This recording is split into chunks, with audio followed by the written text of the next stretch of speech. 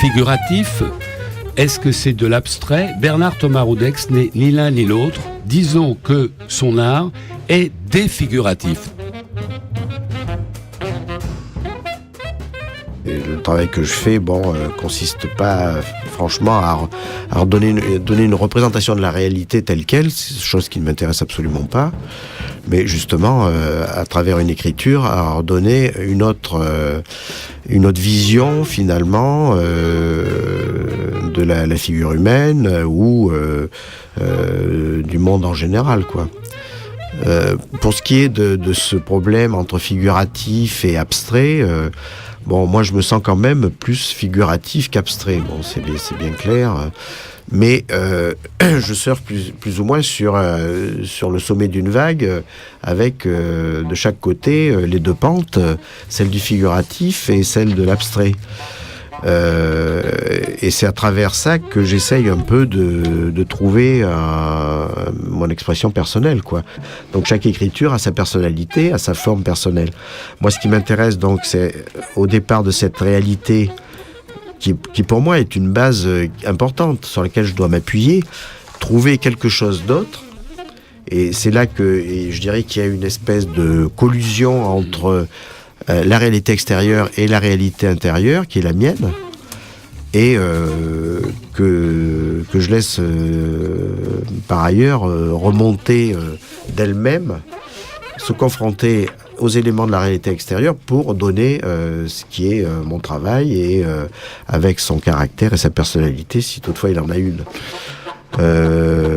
C'est vrai que dans ma démarche, il y a un peu cet objectif de déformation, de transformation du visage.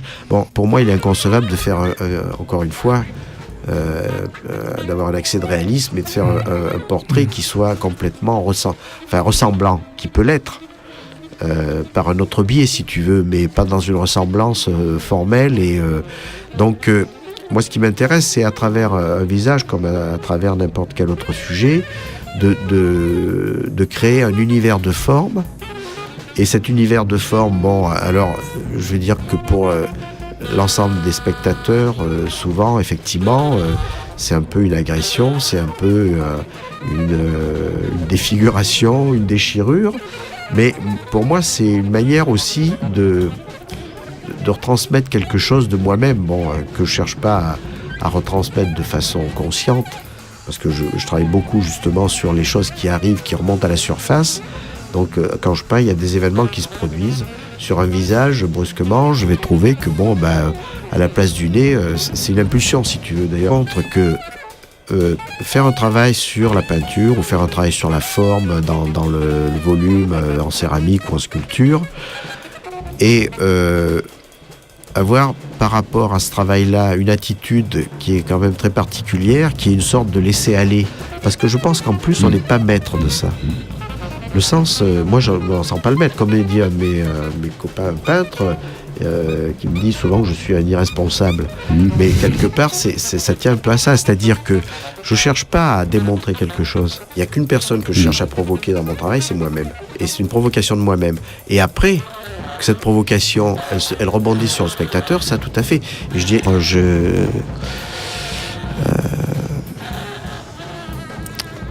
je m'en rends bien compte à certains moments, je vais mettre sur la toile quelque chose, ça m'arrive de me dire, tiens, là, comment ça va être pris, etc. Mais c'est pas ça qui va faire changer ma direction. Je vais dire même plus que ça, c'est que moi, quand à travers... Il y a des moments dans la création, il y a des choix à faire.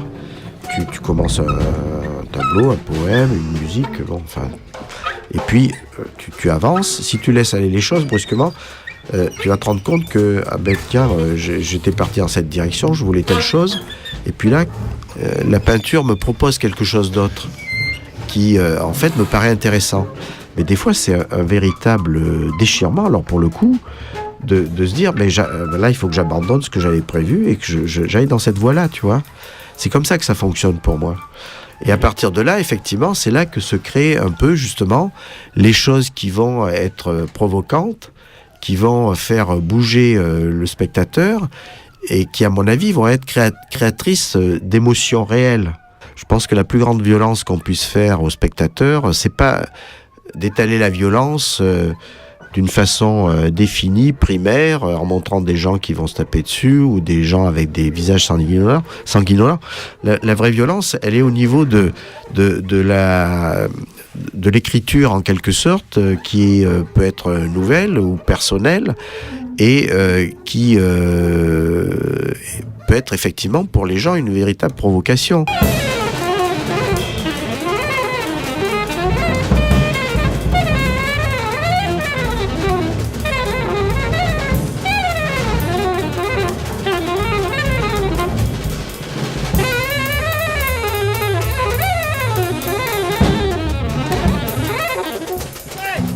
Il n'y a pas une seule pièce qui était faite en fonction du titre qui lui a été attribué à la fin. Ce qui ne veut pas dire pour autant qu'il y ait des coïncidences et des rapprochements qu'on puisse faire. Et je pense que tout ça peut effectivement passer, mais à travers un truc qui est absolument impalpable et je dirais un univers d'ondes qui se retransmettent. Donc moi, chaque pièce a été faite avec une idée de forme d'abord, et à l'issue, d'ailleurs, même dans les tableaux, la plupart du temps, je suis un peu comme le spectateur. Je reçois mes œuvres. J'allais dire, c'est voilà. Toi, tu étais le créateur au départ, ouais. Et c'est le spectateur à la fin qui dit tiens, mais pourquoi je mettrais pas ce titre-là ? Voilà, exactement.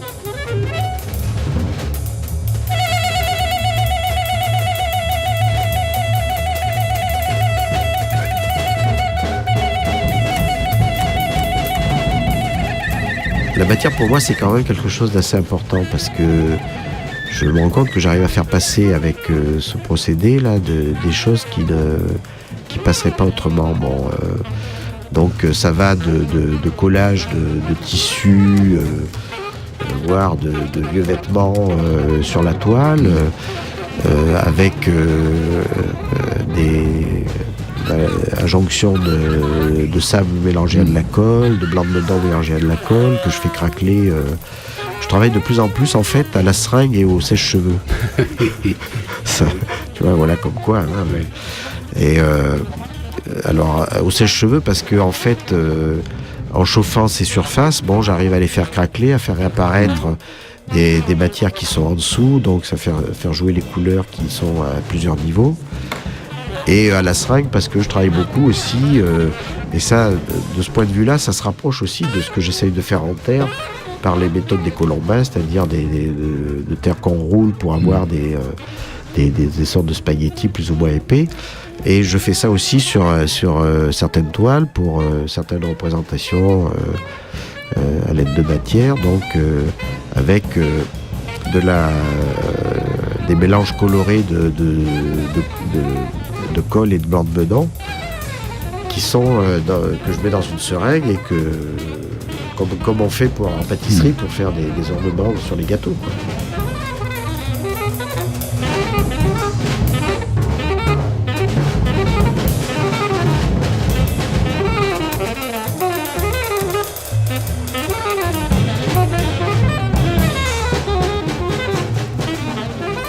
Et un autre aspect aussi sur lequel j'ai envie d'attirer l'attention, c'est moi j'ai essayé de recréer, contrairement à ce qui est la conception actuelle de la peinture dans la plupart des cas,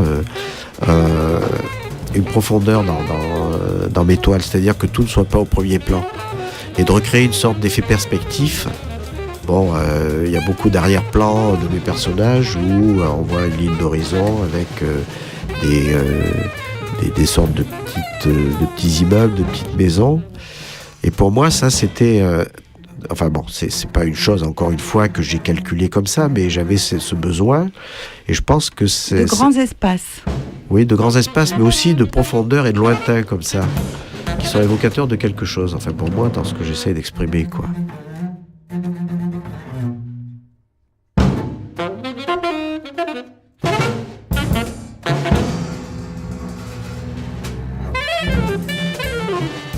en fait, la céramique, le travail de la terre fonctionne autrement. C'est plus au niveau du modelage et au niveau des techniques par le colombin, par la plaque, par tout un tas de choses qui sont en fait créatrices de formes très particulières. Et tout à l'heure, on a évoqué les dentelles qu'il y avait sur mes céramiques. C'est sûr que ces dentelles, j'aurais jamais l'idée d'aller les faire en pierre ou en bois, quoi. C'est vraiment inhérent aux caractéristiques de la terre. Dans la base de colombin, je réunis différents colombins dans un certain ordre, etc. Bon. Au niveau du travail à la plaque aussi, ça peut permettre un univers de forme complètement spécifique. Parce que la terre, on peut arriver à la plier, à lui donner des formes en accordéon, etc. Bon, enfin, en s'y prenant d'une certaine manière. Donc tout ça, pour moi, ça a été brusquement une possibilité de création de formes qui correspondait un peu à ce que j'essayais de faire en peinture et qui était, je dirais, un domaine assez étendu et que je trouve toujours très étendu et très riche. Donc pour le façonnage, voilà un peu des indications. Et après, il y a le travail au niveau de la coloration. Alors aussi, la polychromie, pour moi, c'était très important. Chose qui se passe très peu en sculpture en général. Les gens ne peignent pas leurs sculptures. Bon, quoique c'est des choses qui se sont faites aux époques anciennes. Mais bon, maintenant, ça s'est assez perdu. Et on voit en général la sculpture, on ne la voit pas du tout. Mais dans la céramique, effectivement, cet aspect de coloration par les englobes ou par les émaux, pour moi, était très importante. Puisque là, je retrouve par ce biais des choses qui sont des choses faites en peinture sur la toile. Donc, voilà tout le travail, disons, sur des pièces comme celles que je présente. Et alors après, il y a les problèmes des cuissons. Alors, le problème des cuissons ajoute un élément supplémentaire qui est le hasard le plus complet, si je puis dire. Bon, avec quelques choses que j'arrive à maîtriser quand même avec le temps, sachant que de telle façon, la façon de poser tel émail, de le mélanger à tel autre, je vais obtenir tel effet, quoi. Mais on n'obtient jamais exactement la même chose, donc là aussi, on reçoit en pleine figure, quand on ouvre le four, le résultat de ses cogitations et de son travail.